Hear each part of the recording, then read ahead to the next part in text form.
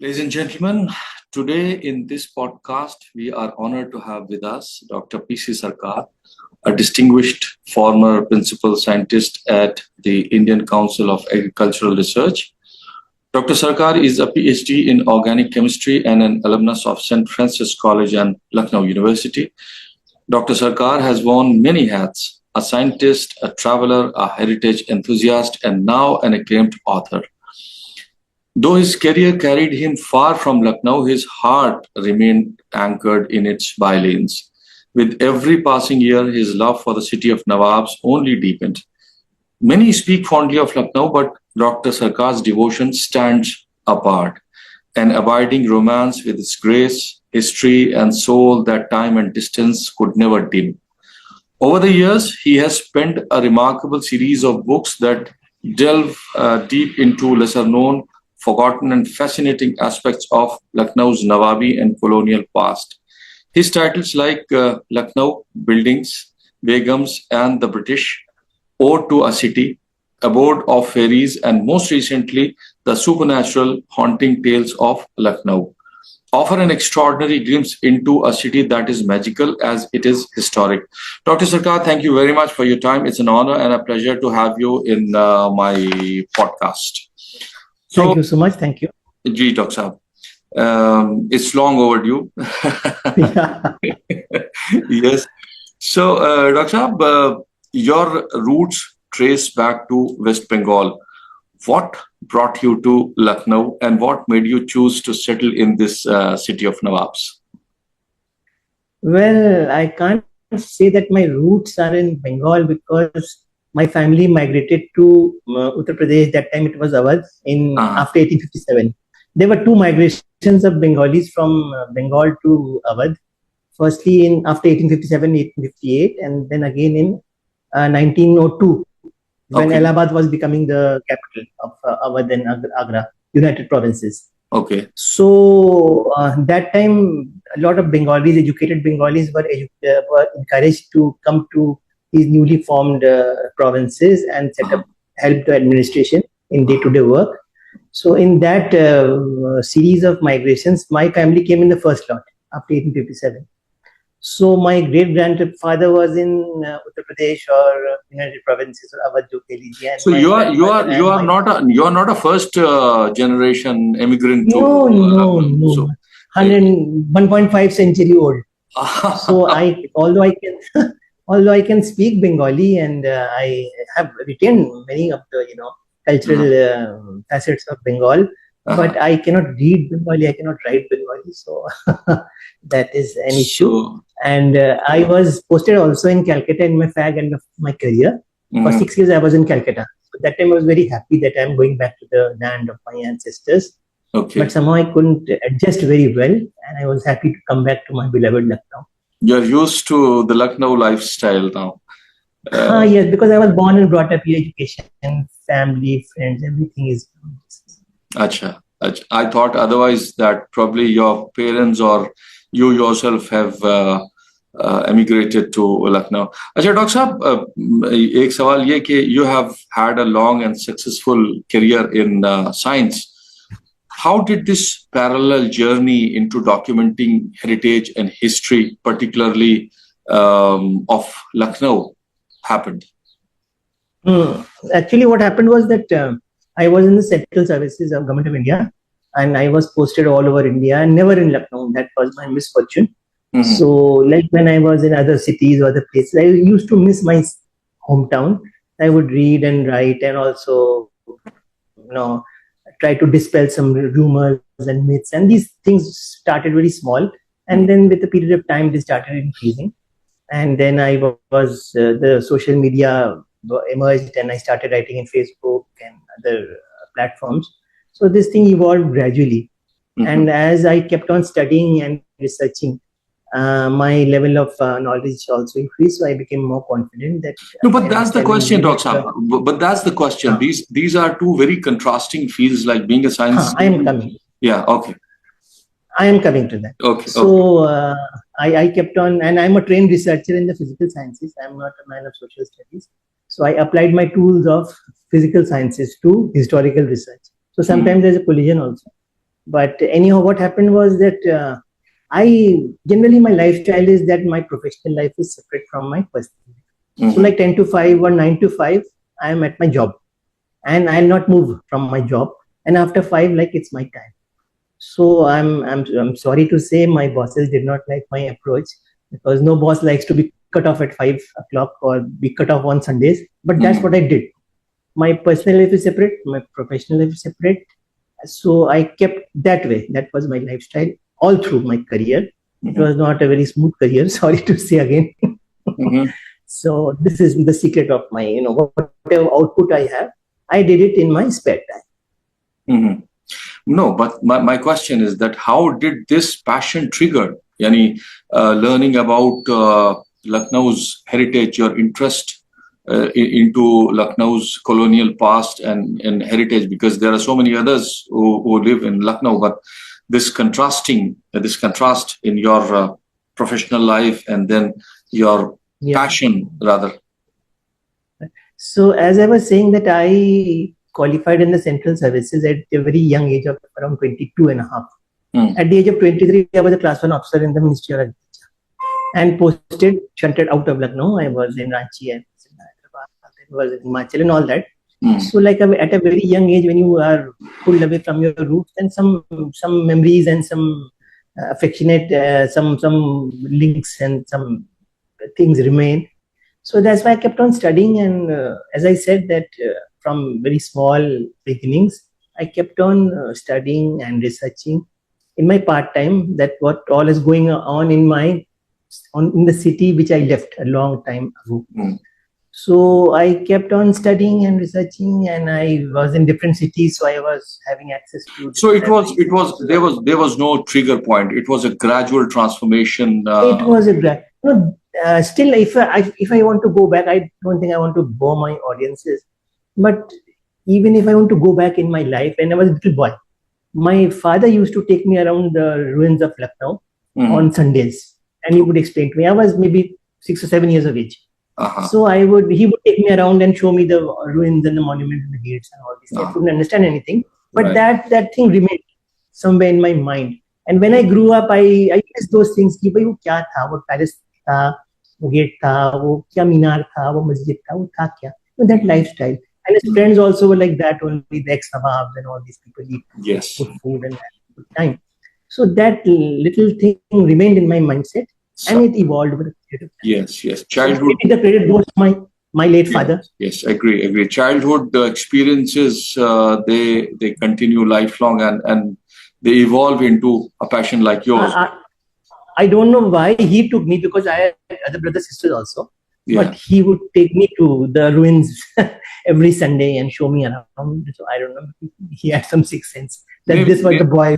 Yes. Do something. Maybe he sensed something in you that probably is going to develop in future. Yes. Okay, Dr. So now the question is that your books explore very unique and often overlooked aspects of Lucknow's past. How do you go about researching those stories? And were there any surprising discoveries that you think stand out, which were never told before? I started with reading simple books on Lucknow, but then I graduated and I become more of a connoisseur in all this. Then lots of archives are available online. I study those. I visit physical libraries also. There's a UP State Archives right next to my house in Lucknow. I visit that also. So whenever I get a chance of delving into all this, I keep on reading and come across not only books but like communications or dispatches, or especially the British, who are very good record keepers. Their records are found. One searches very well, then those can be accessed. And as I said, I'm a trained researcher, so I know how to delve and go into real depths, because people may focus or people may see just the superficial aspects, but I tend to go deeper. And then I feel that many of the things which I come across, they are not dealt with in history books, because history is sort of different. I deal mostly with heritage, although some overlapping is there. So the things, the trivia, the material, the lost facts which I present in my books, these are not available in history books. History books mostly based on curricula or some other thing. So that's why I tend to focus on lost heritage or forgotten heritage or misinformed heritage. Now I'll give you an example, sir. I wrote a book on colonial Lucknow recently, 1.5 years ago or so. So you will be surprised to know that Nawabi phase of Lucknow was around 135 years. And if we take into account entire Awadh, but let's talk of Lucknow. And colonial phase of Lucknow was 90 years. And both phases had tremendous, immense contribution towards the architecture, towards the culture and everything. Fine. There are hundreds of books on Nawabi Lucknow. And I have most of them. But there was not a single book. But those books are like documented history, or mostly they are fictitious accounts. No, documented history. Fair enough. I won't say they are fictitious. Yeah. Maybe because history is not an exact science. You've not seen it. So maybe somebody's written another account. So they are different accounts. But then you try to get gist of the matter. But that's not the point. What I'm trying to stress is that for a period of 90 years in which the British ruled over Lucknow and other United Provinces, there was not a single book, no documentation of 90 years. How Lucknow was developed, how it was landscaped, the churches, the colleges, the buildings, the station, the markets, Hazratganj, the GPO, no record, nothing. And if some mention is there, that is all fake, that is all a myth. So I tried to correct all those. And you won't believe I sat in the UP State Archives. As I said, that British, they were very good record keepers. So everything is there. Even a postcard is there in the file. Even a scribble on a piece of paper is there on the file. And when I would come back home, I would be covered with dust. It was very old records. But I accessed all of them as per my interest. And then I presented the fact that how Kaisarbagh Circus was developed, how Hazratganj was developed, how Lal Bagh was, simple things. How Lal Bagh Circus was developed, how these medical colleges, the general post office, which was called the Imperial Post Office, how it came about. So our post office is a very beautiful structure. People are familiar with that. There's no documentation. Nobody visits it. It's not even in the tourist circuit. It's a beautiful structure, colonial structure, but no description. And if some talk of that building is there, it's a fake story.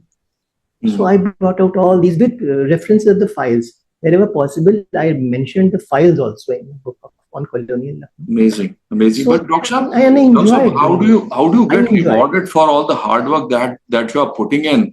I mean, as you said, as you returned back, you would be all covered with dust, and you were scrolling through all those archived documents.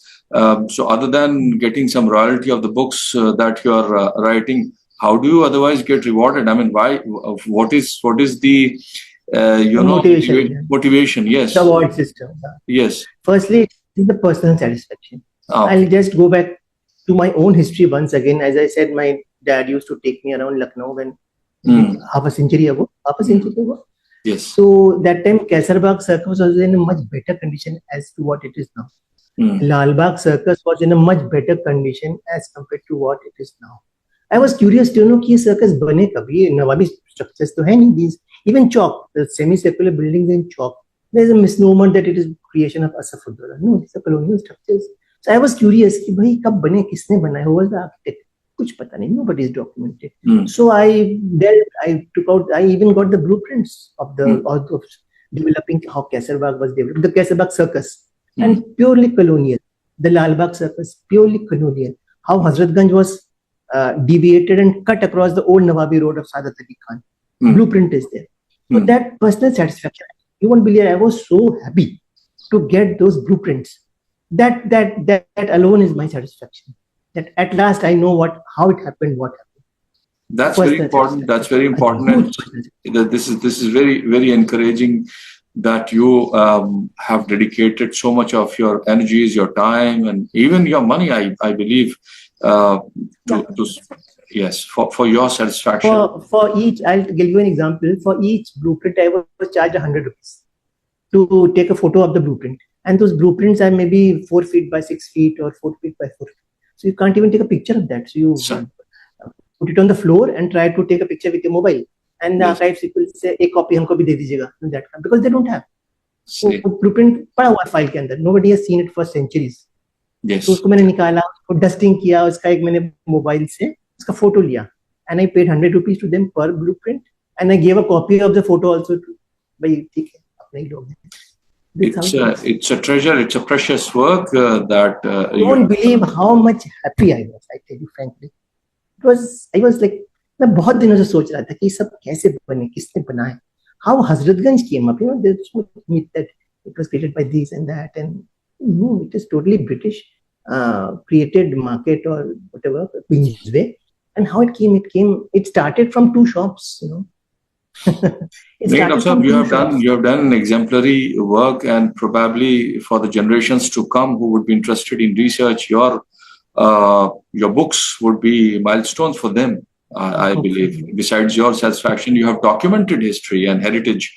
So that would be something very precious for those students who would be interested in learning the heritage and history of Lucknow. Ajay, Doctor Sahab, your latest work, The Supernatural Haunting Tales of Lucknow, takes a very different turn. So what led you to explore ghost stories, and do you personally believe in the supernatural, and any experience you came across? कोई भूत मिला हो आपको? In my very first book, Buildings Begums at the British, and now the second edition has come out. In my very first book, there was a chapter on hauntings of Lucknow. There was a chapter because there are many tales of Lucknow, how the residency is haunted or how Dil Kusha is haunted. Some story. I won't say real or fictitious, but there are stories. So I just documented कि भाई दिल कुशा के बारे में ये कहा जाता है, बावली के बारे में ये कहा जाता है, रेजिडेंसी के बारे में. Fine, it was a small chapter and that's it. But then people started asking कि भाई we want stories, भाई कुछ और दो. भाई मैं कहाँ से दूँ, मेरे पास तो नहीं है. So it took me a period of 10 years to gather a lot of detailed material कि जो story है. There was a huge furor on a haunted house in Hewitt Road. When I was a schoolboy, paper में आता था, वो that still remains unsolved. So उसके कुछ back stories नहीं है. The phenomenon is there कि भाई वहाँ एक light थी, वहाँ पायल की झनकार की आवाज आती है, that kind of thing is there. अच्छा. वहाँ पे कुछ हल्का सा बहुत एक passing reference, but back story नहीं है कि वो पायल की झनकार किसकी है भाई, कुछ तो होना चाहिए ना. So I did whatever researches I could, and I talked with local people, and it is a mixture of, you can say, historical fiction, because हम तो नहीं कह सकते कि 100% truth. जो लोग ने कहा मैंने लिख दिया, and the historical references वो तो 100% authentic. वो मैं गलत नहीं बोल रहा हूँ. Suppose again talking of दिल कुशा, तो कब बना, कैसे बना, किसने बनाया, that kind of thing, वो तो authentic है. अब उसमें एक back story है. I cannot say it's authentic, but it's very interesting. And also, most of these heritage cities of India like Delhi, Calcutta, Bombay, Mussoorie, Shimla, all have books on haunting of Shimla, haunting of Mussoorie, haunting of Delhi, haunting of Calcutta. Lucknow पे कोई किताब नहीं थी. So this is my small contribution. चलो जी, Lucknow पे भी to put some masala into your otherwise very academic subjects and the books. Acha, Dr. Easy reading, yeah. Easy. Because these are not substantiated by facts. So this basically remains to be a fiction, I believe. Historical fiction. Yeah, historical fiction. So, Dr. Sahab, in colonial Lucknow, Bura Sahab and Chota Hazri, is it Bura Sahab or Bada Sahab? Bada Sahab and Chota Hazri. You focus on the colonial influence between 1856 and 1947. So, what aspects of colonial life in Lucknow you think you have left a lasting impact on the city's identity today? Firstly, the landscaping of Lucknow and the architectural marvels that the British created. Of course, everything they created for themselves. It's not that the station they are creating. See, the difference between Nawabi output and colonial output was that they both had enormous amount of contribution to the development of the city. Fine. But whatever facilities were created by the Nawabs, it was for the general population. But whatever facilities was created by the British, it was for the British themselves. That the Nawabi rule was inclusive. The colonial rules were exclusive. That is the problem. There's a huge difference between both. Are creating massive structures and very, very impressive structures. Correct. But the approach is different.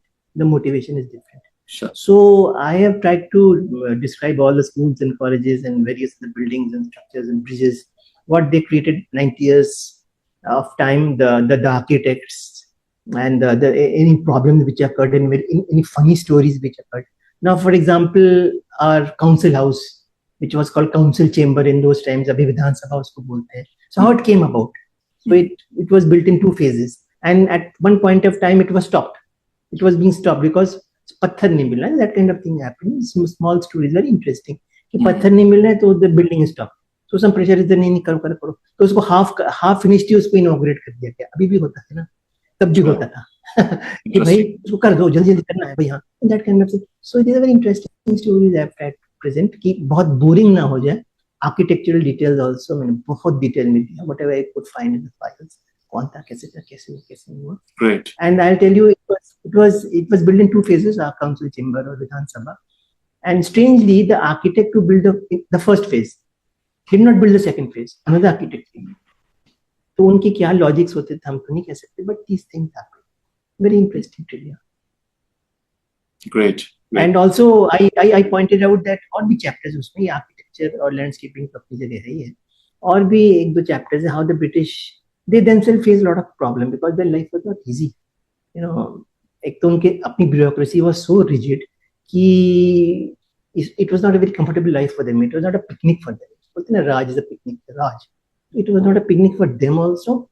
And of course they are surrounded by a hostile native population. So they were in not in a very comfortable position. But despite all that, they managed to give an output because they were very daredevil kind of people and very determined and also greedy, you can say, because most of them they wanted to go back to the England or Britain. Nobody wanted to settle. So उनका एक ये भी था compared to Nawabi rule. The Nawab did not want to go back to Persia, but here everybody wants to go back to Britain after earning money in India. So ये एक difference. This was the major difference in their approach towards. बहुत बड़ा. अच्छा doctor साहब, for some one thing another trivia मैं आपको बताऊं. There was a community called the Anglo-Indians. Mixed people. It's still there. I think some descendants are still there. Yeah, many are there. So during colonial rule, when there was a church service going on, the Anglo-Indians, they were not allowed to sit in the church pews. They were supposed to stand at the back. Oh. The British officials and the British ladies and gentlemen, they would sit in the pews and the service would be done. The Anglo-Indians, they would stand at the back. So this class differentiation was there. Within their society also? Within their society. So they were not accepted. So these things are not talked about, but like sometimes we should discuss that. ये भी होता था. जी. Interesting. अच्छा doctor साहब, for someone who is new to Lucknow or curious about its heritage, what would be the most important, or rather say 3 sites or experiences you would recommend to truly feel the spirit of the city? Okay, for a person who is coming to the city for a visit or a tour, definitely our signature monuments, that Rumi Darwaza, Bada Imam Bada complex has to be visited, and the residency, because that is a chunk of history which was very significant in Lucknow. So the residency, of course, as far as the monuments are concerned. But I will not focus on monuments because Lucknow is much more than monuments, right? It is a package of cultures and practices. Yes, true. So the second thing I would like my visitor to experience is the cuisine of Lucknow. And not Nawabi, just Nawabi cuisine of kebab, paratha, biryani. Also the vegetarian cuisine is just fantastic, superb. So yes, he can or she can experience that or enjoy the cuisine. And thirdly, some cultural experience like Kathak performance or that kind of thing. I think that's also giving a very good picture of what Lucknow used to be. So it may be difficult to witness a Kathak performance. So although many programs are now on in this Sangeet Natak Academy of UP government, almost all the days are booked. But if authentic vision or version is required, then maybe the person can just see Muzaffar Ali's Umrao Jan and see what the Lucknow Gharana Kathak was all about. That's a very genuine and very, very authentic display portrayal of Lucknow Gharana Kathak. So that a person should experience the music. Lucknow was not very known for ghazals, Lucknow was known more for dance and thumris and dadras. Yes, and So had the ghazal culture was under the royal patronage, I think this also took to new heights. Kathak, yes, especially. not many lyricists you will not find, except Bezad Lakhnavi. There is hardly any lyricist or mausikar जिसको बोलते हैं or musician or lyricist you will not find in Lucknow. You find Sahil Ludhiani, you will find this. So ghazal में उतना चाहे contribution now, but thumri और Dadra and of course dance Lucknow घराना का जो कथक है, that is worth appreciating. Because that was promoted by the royals, I believe. This art form came from Rajasthan. It came from Rajasthan, but it was like modified and more upgraded.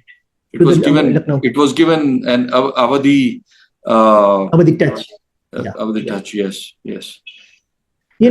Coincidentally, I had a interaction with the Australian group just 3 days ago. So they had come to Lucknow from Calcutta. Austrian or Australian? Australian. Okay. Australian. So I had a good interaction with them, and they were presented a copy of my book also, Buildings Bigger Than the British, because it's simple and it's informative, not complicated like some of my other books. So I also gave them a capsule of what happened in say 250 years, how it all started from Burhanul Mulk and how it all ended with Outram. So I tried to give a small capsule of maybe 45 minutes, and I asked them that, okay, please seek a residency, and I gave them stories of the residency, because we all talk of the residency. Everybody knows residency, but there is no backstory. Nobody discusses the backstory of the residency. Residency means the residents stay there. So who were the residents?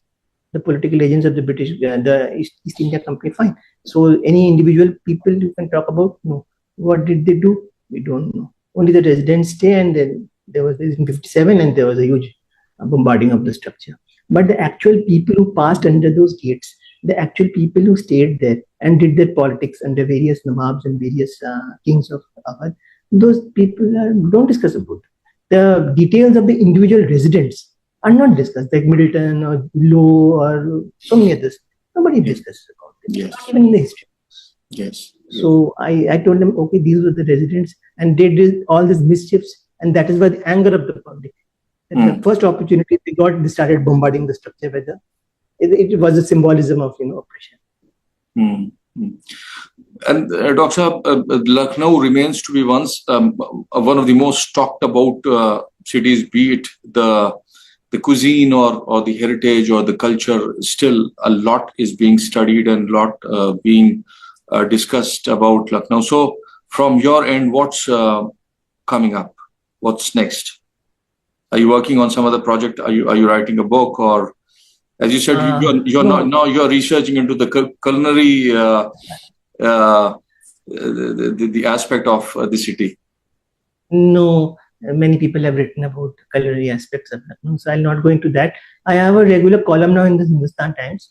It comes on Sundays. It appears on Sundays. It's called Awadh Odyssey.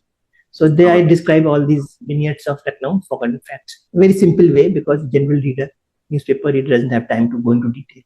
Yes. So some vignettes and some trivia and some funny stories, interesting stories.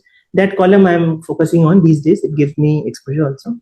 No books at present, because I don't want to become a pulp fiction writer at producing a book every year. That the importance and significance will finish.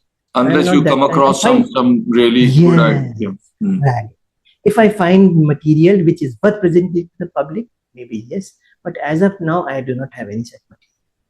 So you are regularly contributing to Hindustan Times through every Sunday, yeah. That's not much of a job.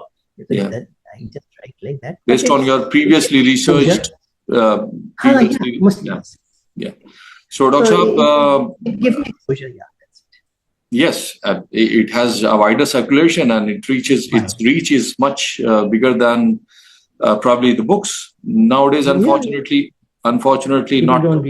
people don't read. Yes. So, Dr. it was wonderful talking to you, and looking forward to reading some of your books. and also meeting you sometime. Thank you for your time and all the best for your future endeavors. Thank you. My pleasure entirely, sir. Thank you so much. Thank you. Thank you.